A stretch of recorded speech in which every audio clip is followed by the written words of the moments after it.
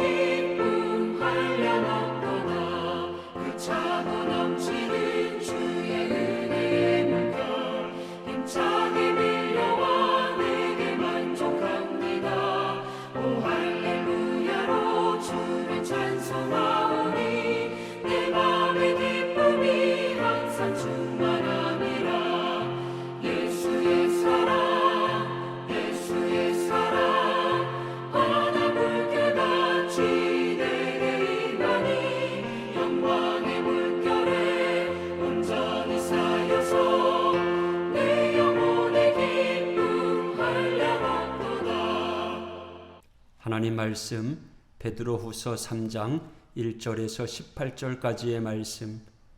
사랑하는 자들아, 내가 이제 이 둘째 편지를 너희에게 쓰노니 이 두 편지로 너희의 진실한 마음을 일깨어 생각나게 하여 곧 거룩한 선지자들이 예언한 말씀과 주 대신 구주께서 너희의 사도들로 말미암아 명하신 것을 기억하게 하려 하노라.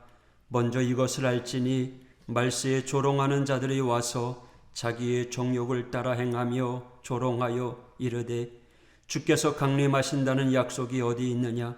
조상들이 잔 후로부터 만물이 처음 창조될 때와 같이 그냥 있다 하니 이는 하늘이 옛적부터 있는 것과 땅이 물에서 나와 물로 성립된 것도 하나님의 말씀으로 된 것을 그들이 일부러 잊으려 함이로다.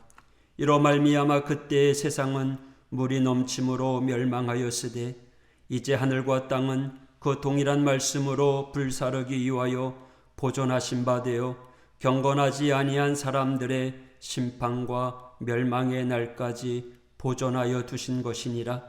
사랑하는 자들아, 주께는 하루가 천년 같고 천년이 하루 같다는 이 한 가지를 잊지 말라.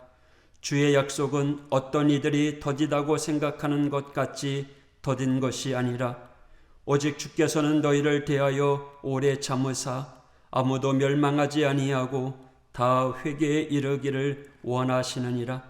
그러나 주의 날이 도둑같이 오리니 그날에는 하늘이 큰 소리로 떠나가고 물질이 뜨거운 불에 풀어지고 땅과 그 중에 있는 모든 일이 드러나리로다.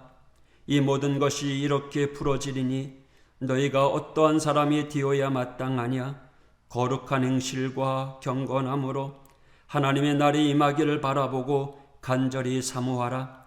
그날에 하늘이 불에 타서 풀어지고 물질이 뜨거운 불에 녹아지려니와 우리는 그의 약속대로 의가 있는 곳인 새 하늘과 새 땅을 바라보도다. 그러므로 사랑하는 자들아, 너희가 이것을 바라보나니 주 앞에서 점도 없고 흠도 없이 평강 가운데서 나타나기를 힘쓰라. 또 우리 주의 오래 참으심이 구원이 될 줄로 여기라. 우리가 사랑하는 형제 바울도 그 받은 지혜대로 너희에게 이같이 썼고 또 그 모든 편지에도 이런 일에 관하여 말하였으되 그 중에 알기 어려운 것이 더러 있으니 무식한 자들과 굳세지 못한 자들이 다른 성경과 같이 그것도 억지로 풀다가 스스로 멸망에 이르느니라.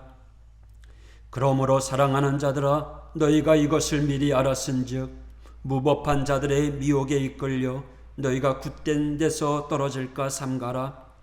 오직 우리 주 곧 구주 예수 그리스도의 은혜와 그를 아는 지식에서 자라가라. 영광이 이제와 영원한 날까지 그에게 있을지어다. 아멘.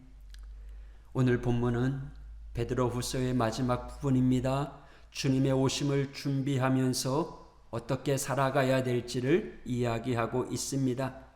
사람들은 좋은 것을 바랍니다. 가장 좋아하는 것이 무엇입니까? 우리 성도에게 있어서 우리의 성도의 소망 중 가장 귀한 것은 주님의 재림, 다시 오심입니다. 주님의 다시 오시면 모든 것을 이룰 수 있습니다. 돈 걱정 안 하는 것, 몸이 안 아픈 것, 슬픔이 없어지는 것, 어떤 것이든 주님이 오기 전까지는 이룰 수 없습니다. 주님이 재림하시면 이 모든 것이 한꺼번에 완벽하게 이루어집니다. 그러나 그때가 언제인가요? 10절, 그러나 주의 날이 도둑같이 오리니 그날에는 하늘이 큰 소리로 떠나가고 물질이 뜨거운 불에 풀어지고 땅과 그 중에 있는 모든 일이 드러나리로다. 아멘. 주님이 재림하시는 날이 갑자기 임한다는 거예요. 언제 오실지 알지 못하는 거죠. 도둑같이. 그러기에 우리는 준비를 해야 됩니다. 매일매일 주님이 오시는 날이라는 마음을 가지고 살아야 한다는 거죠. 11절 12절은요 하나의 문장으로 의문형입니다. 이 모든 것이 이렇게 풀어지리니 너희가 어떠한 사람이 되어야 마땅하냐? 거룩한 행실과 경건함으로. 여러분, 우리는 무엇을 보고 있습니까? 무엇을 바라고 있습니까? 12절에서 14절까지 보면요, 바라보라라는 말이 계속해서 반복해 나옵니다. 우리가 무엇을 바라봐야 될지를 분명히 알려주고 있다는 거예요. 우리는 그것을 갈망하며 살아가야 되는 거예요. 주님이 오심을, 주님의 다시 오심을 갈망하면서 하루하루 최선을 다해 살아가는 성도가 되어야 됩니다. 14절에 보니까 그러므로 사랑하는 자들아 너희가 이것을 바라보나니 주 앞에서 점도 없고 흠도 없이 평강 가운데 나타나기를 힘쓰라.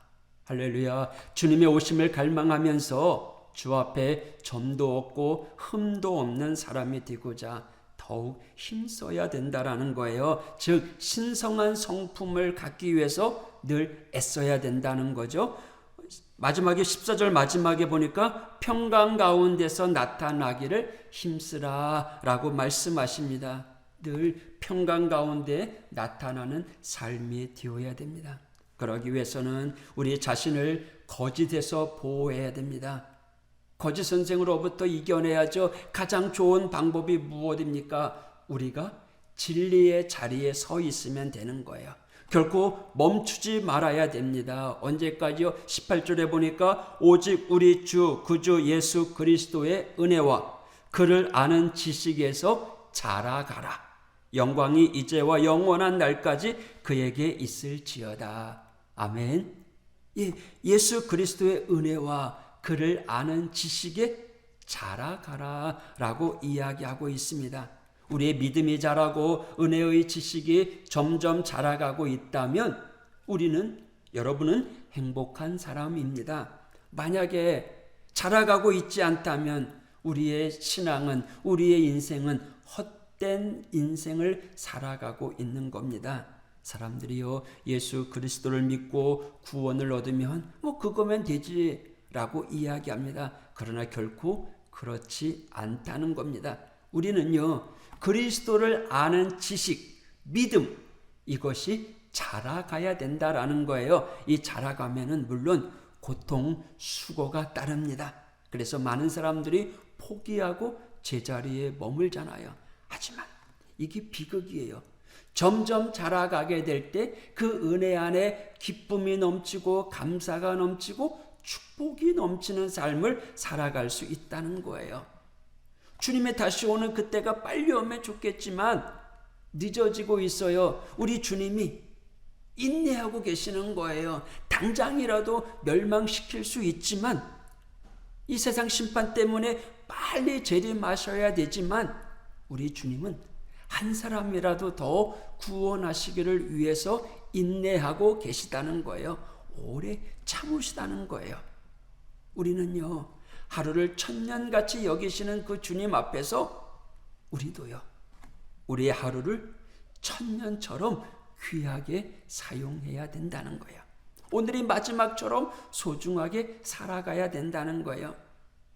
말세지말이라고 이야기하잖아요. 우리는 주님이 언제 오실지 몰라요. 이 긴박성을 가지고 살아가야 돼요. 도둑같이 이 말 그때, 오늘 하루를 살아가더라도 저와 여러분이 참으로 귀한 삶으로 살아가는 복된 성도가 되길 원합니다. 오늘 9절에 보니까 더딘 것이 아니라 오직 너희를 위하여 오래 참으사 아무도 멸망하지 않고 다 회개하게 이루기를 원하시느니라. 우리 주님은요, 사랑으로 지금도 인내하고 계십니다. 이 땅이 얼마나 악해요. 하지만 우리를 사랑하시는 그 마음으로 우리 하나님 인내하고 참고 계신다는 겁니다. 오늘 우리에게 주어진 이 하루도요, 우리 하나님께서 인내하심의 결과입니다. 여러분, 오늘 하루 정말 최선을 다해서 하나님의 영광 드러내는 복된 삶이 되길 원합니다. 허투루 보내는 것이 아니라 정말 오늘도 경건하게 신성한 성품을 바라보면서, 그래서 하나님이 기뻐하는 사람으로 쓰여져가는 우리 모두가 되기를 축복합니다. 기도하겠습니다. 하나님 아버지, 감사합니다. 하나님이 기뻐하는 성도로 채워져가는 우리 하우교회 모든 성도들 될 수 있도록 인도하여 주옵소서. 오늘도 우리의 생명을 연장시켜 주시고 오늘 하루를 살아가게 하여 주심에 감사합니다. 이 하루도 복된 삶이 될 수 있도록 주님 동행하여 주시옵소서. 이른 아침부터 해지는 저녁까지 오늘도 영육간에 강건하게 붙잡아 주시옵소서. 예수님 이름으로 간구하며 기도했습니다. 아멘.